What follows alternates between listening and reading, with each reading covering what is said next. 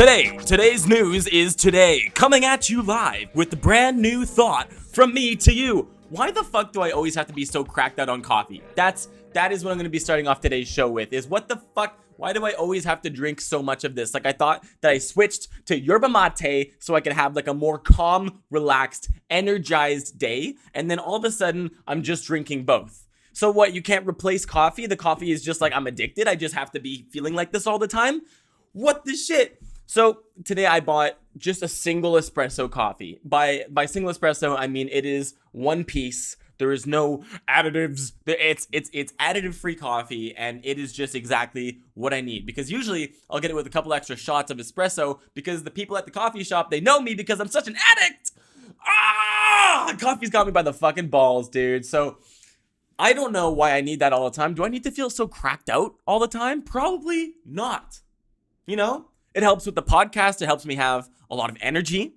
It helps me come at you with a rush of energy at the start of the podcast. Speaking of which, whoa, here we are, episode 44 of Get Up Podcast with Josh Dohy. Thank you for joining me, and I'll start with a shout out. Shout out Brody, left a ton of comments last week. Really happy about that. Thank you. I really like the engagement. So yeah, I'll be seeing him later today to play some Smash Bros, which is something I'll talk about later. But if you have never watched this show before, I'm going like back and forth and back and forth and back and forth. So if you've never watched this show before, this is the show where I don't wear glasses, because I did that last week. I wore some glasses with yellow lenses, and the lights that I have set up shone on them like Shaun of the Dead. They shone their lights of Shaun of the Dead on my glasses. And then you could just like, it was just glare all the time. Like I would look over here, glare. I'd look over here, glare. But if I look just at the camera, no glare. But I'm usually looking around like this anyway, because I thought if I just put on the glasses, I can just look straight in the camera and then you won't see any glare and it's going to be fine. And then I watched the episode back and I was like, oh, fuck. There's so much glare. It's mostly glare, actually. It is a glaze glare. Welcome to Glaze Glaries, for where you can get a cake glaze for less than what your job pays. I don't know, but that's how I wanted to open up the show. This is Get Up Podcast with Josh Dohy. I kind of just talk about everything. I'll tell you something funny. I'll tell you something I'm working on. I'll tell you something that's stupid or stinky. I'll tell you a hard time I had. I'll tell you how I'm improving this week. That's kind of my range right there. Is I'm going to tell you probably something funny. I'm probably going to say some crazy shit. And I'm probably going to tell you, maybe I'll share with you at least how I'm improving my life. And then if you want to do that, then go ahead. But if not, then fuck it, whatever. 2020's really done its toll, hey? Everyone's having a tough time staying motivated. True though. True. I can't fault you for that. Canada's done pretty well taking care of its citizens. We have a thing called CERB, the Canada Emergency Response Benefit. A lot of people don't know if they're eligible or not, and they find out later that they have to pay the whole amount back, which is something that I'm kind of afraid of. But it gives you the emergency money that you need during the pandemic. And I haven't needed to use it because I'm able to work a job right now, which is excellent, but there was a period in time where I wasn't able to work a job due to COVID. Speaking of which, there is a new job for myself coming up soon, and I'm going to have to try and balance everything. Like I'm going to have to balance the podcast, still working on myself as an actor, and now working on this very intensive 5 days a week, real adult hours job that I'm going to be doing with Jovy and a couple other friends of mine who got me this excellent job working as a COVID officer on this Netflix thing. Series? Movie? I don't know. I probably signed an NDA and I can't say anything. But I did get a COVID test for today, so let's find out if I am a spreader. Probably not though. I'm hoping not, because that would mean that I would have to quarantine and then I couldn't start the job. But yes, so I'm going to set the scene for you guys. Clear your mind. Take a sip. Sit back, have some water, do something. I don't know, touch your nose. Don't touch your nose.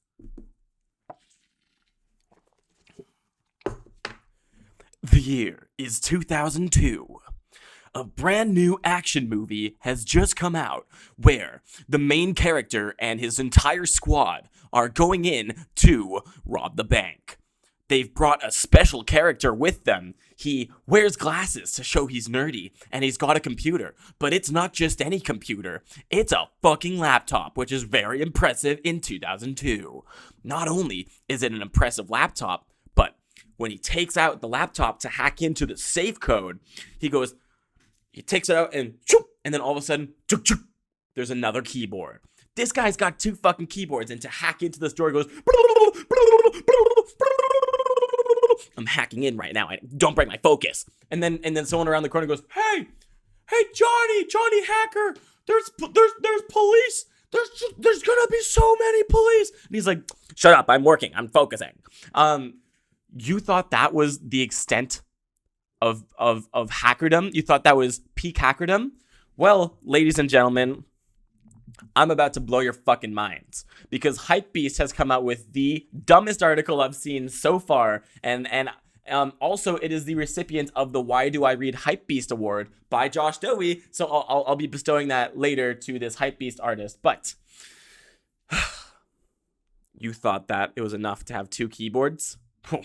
Well, Hypebeast says Expanscape previews its 7-screen Aurora prototype laptop. 7's better than 1. What? I'm sorry. There is a laptop with 7 screens and 1 keyboard. Really, guys? Really, we're just gonna have a lot of screens and just 1 keyboard? What's 1 keyboard gonna do everything? What the fuck? But imagine that movie now with the guy with the laptop with 7 screens. They're like, okay, Johnny Hacker, we gotta get in here really quick. And he's like, I'll do my best. And he puts his laptop on the table and opens it up, and they're like, yeah, he's gonna hack into it. And he goes, Vroom. And they're like, oh, cool, a 2nd screen. And he's like, Vroom. And they're like, oh, wow, a 3rd screen. He goes like, 7 screens, motherfucker. And they're like, oh shit, that's so cool. And then he's busy hacking into the safe and stuff. And then the police come, and he has to get out, and he's just about to hack into the door. And then the policeman hits the secret alarm. Wow. Johnny Hacker, we gotta get out of here. And then all of a sudden, a big steel door is just closing in the distance, like,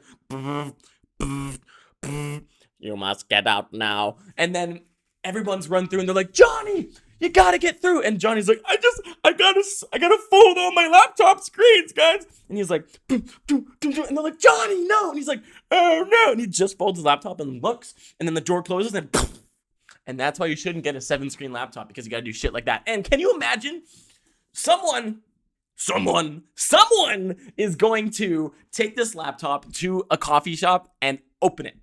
They're going to use it. They're definitely going to take this to a coffee shop. I've seen some crazy computer rigs taken to coffee shops before. One time, I was at this, what was it? It was a bread place. Panera Bread? I don't know. It's some kind of, it must have been Panera Bread.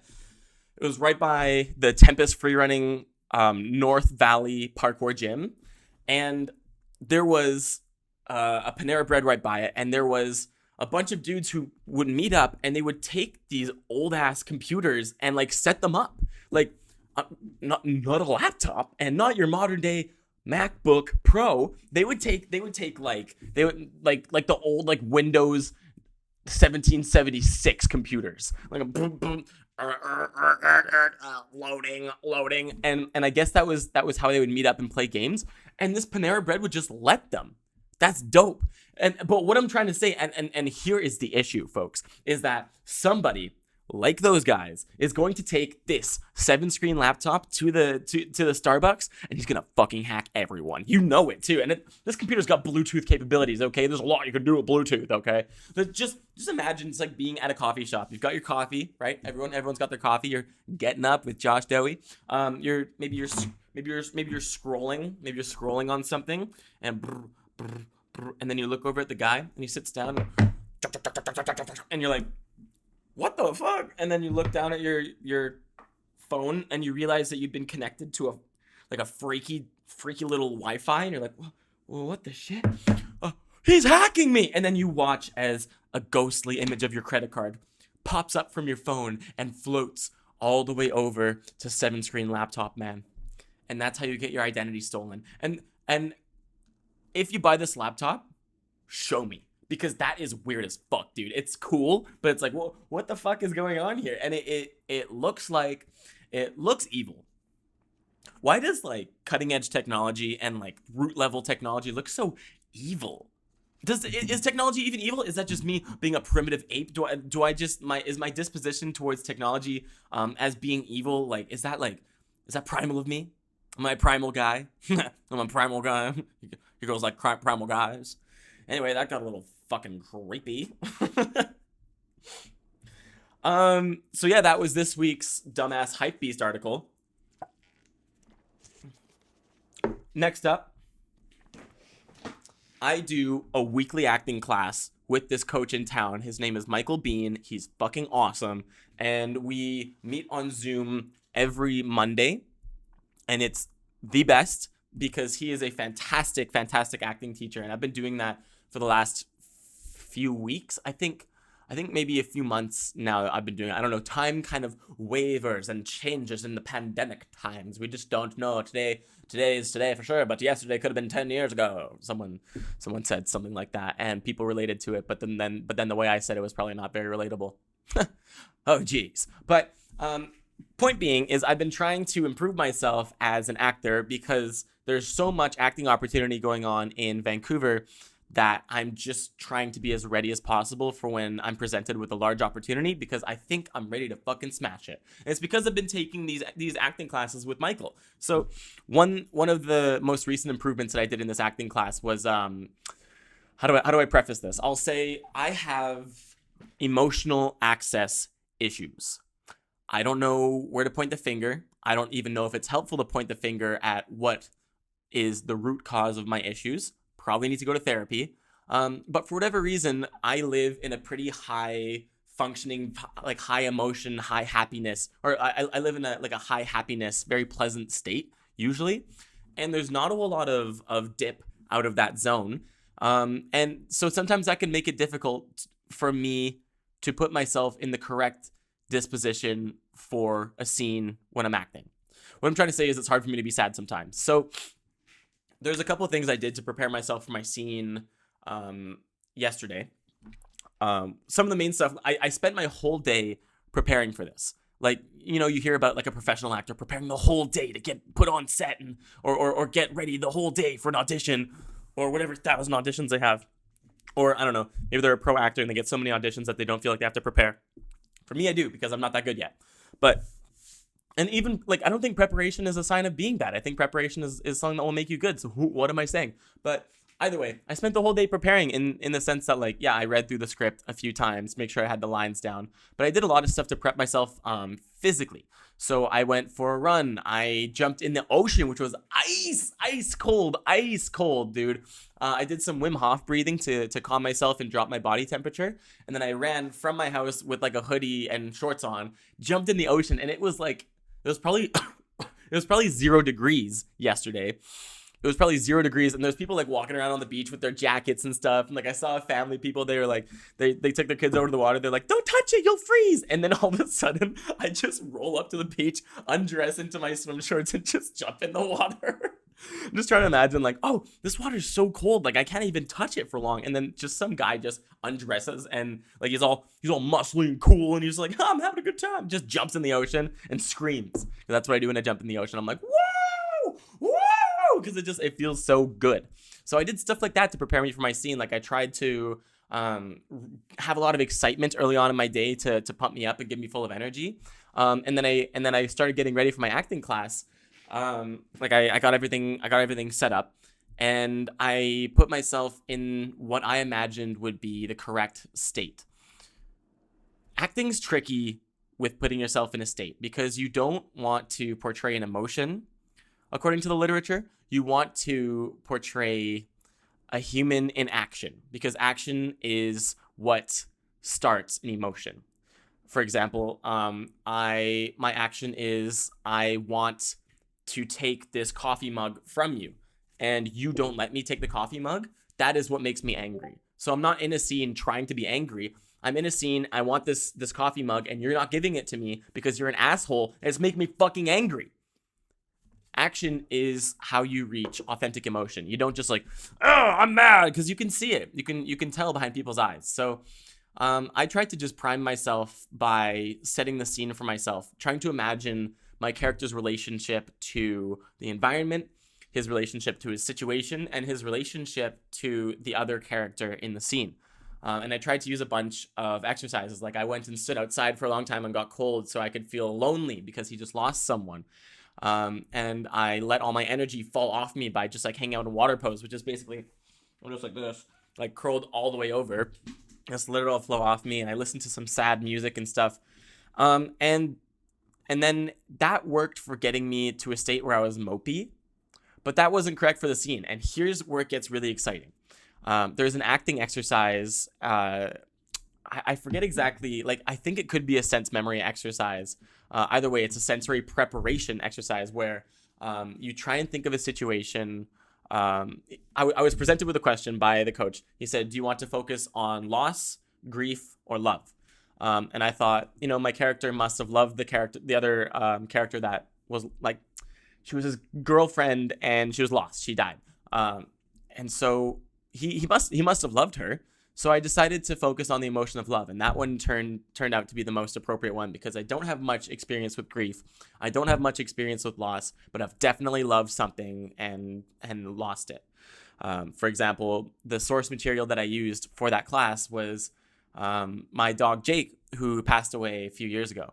And I lived when I was living alone. It was just Jake and I, my little dog Jake and I, and we were such a little team. And he was the family dog for a long time, and he had kind of a pretty tough, weird upbringing because our other dog was kind of crazy and untrained and would poop and all this stuff. Like he was just a chaotic dog, and a lot of that stuff rubbed off on Jake. But then Luke passed away, and then it was just Jake, and then my whole family moved away from my house in Calgary, and it was just me and my dog Jake. And he had spent his whole life being mostly a good dog, but not trained. And I took it upon myself to train him because I had so much free time, and I was like, let's do something positive. Like, let's actually take Jake for walks. I had never taken Jake for a walk successfully before. He had troubles turning around, and I just like taught him to do that. I taught him to sit. I taught him to wait for snacks. Like, I grew so close to Jake, closer than I had ever been before. And he's not around anymore. And reflecting on my love for him really put me in the correct situation. So Michael took me through the exercise of imagining a very fond memory I have with Jake. A memory I love that doesn't necessarily have to include loss because the loss is already inherent to me. I have lost Jake. I don't have to imagine that. And I imagined one night when I was living alone, and around this time in the winter, the heat had been cutting out in my house, and it was like -30 outside. I could see my breath inside my own house, and I was sleeping on a mattress in the floor of my mom's old room because I had taken over the whole house because everybody had left, and my mom had to keep the house as part of her job, but had to live somewhere else. It was just a complicated situation. But that night, it was fairly cold, and I had some fairy lights set up inside my room, like kind of Christmas lights, kind of not, and they had some ornaments on them. And I had a mattress on the floor right smack in the middle of the room. And it was just a mattress so that Jake could crawl onto it because he was kind of getting old. And one night, I was just curled up, sleeping on my side to my left, and here came Jake, and he usually just sleeps at the foot of the bed, and he came and curled up inside of my legs. Like I was sleeping kind of in an S shape, and he curled up inside where my legs were, and it was that was such an amazing experience because that didn't happen very often. That happened maybe once more after that, and it was so nice to be so close to something, to someone, just to be so bonded to something that you can just, I don't know, sleep in the same space and not disturb each other or whatever. And, sometimes he would kick me at night and stuff, but yeah, see how sentimental it got me? So Michael took me through that exercise of just trying to go through the imagery and the feelings of that situation, and it put me in the correct state. And then I did the scene, and it was so authentic, and I got a bunch of shout outs at the end of class, and that was a really cool acting technique that I got to use. So that was more or less my first time successfully using sense recall to ground myself in a scene, in the circumstances, to ground myself in the proper circumstances of the scene, and feel through that scene authentically. So that was a big victory for me. It's really cool to read about these techniques and be like, wow, these are so cool, but I never, not never, but I don't find the opportunity to use them. And then this time the opportunity was thrust upon me, And now I want to use it for all my scenes because it just prepared me so well. I was so slow and measured, and I was living in the scene as opposed to, just going through a script page that I've memorized in my head, which is sometimes a trap you fall into as an actor. That was really cool. I felt really good about that. So I think I'm probably going to call it here at 20 minutes. I know, what an arc to this episode, hey? I'm going to go into the forest right by my house because I live near this large national park. And I'm just going to go there and read poetry. And I think that's going to be pretty cool. There's this novel I have, or this poetry book I have called Walden by Henry David Thoreau. And he's so mindful and so reflective in it. And I've had points in my life where things have been very slow, and I've been put into a very reflective state of being. And that's when I read Walden for the first time. I would go and walk in the forest by my house in Calgary. And it's really nice to have it here. And I think I'm due for a day like that. And I thought I would just record the podcast today because, I don't know, it's so full of energy and so full of positivity from my, I went and had a COVID test today for my job that's coming up. And I just got to make the whole office laugh the whole time.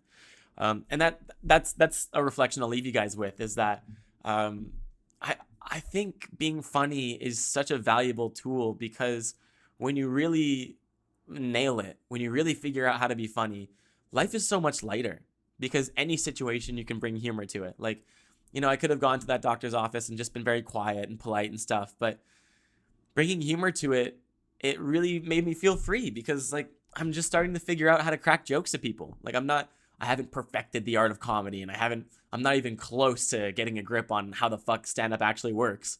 But all of the time I'm putting into being funny is making life a lot easier to live. Because life isn't and wasn't hard for me. A lot of the challenges that I face are imposed on myself, from myself, because I've had a privileged life. But having the ability to make jokes and to be better than I was before, and to just have the drive inside of me to make everyone laugh, I like lightening up someone's day or situation, and it makes me feel better, and I think it makes them feel better. So I don't know, maybe invest in humor. Invest in Dogecoin, Dogcoin. Invest in I don't know. Don't take my investment advice. I'm a 24-year-old. Either way, I'm living my best life, and I hope you guys are as well. I love you guys. Shout out to Brody once again for all the comments inside the comment section of my last video. And let's see if anybody else left a little comment that I can say something about. It doesn't look like it. Looks like Brody just gets a shout out this week. So yeah, thank you very much for tuning in.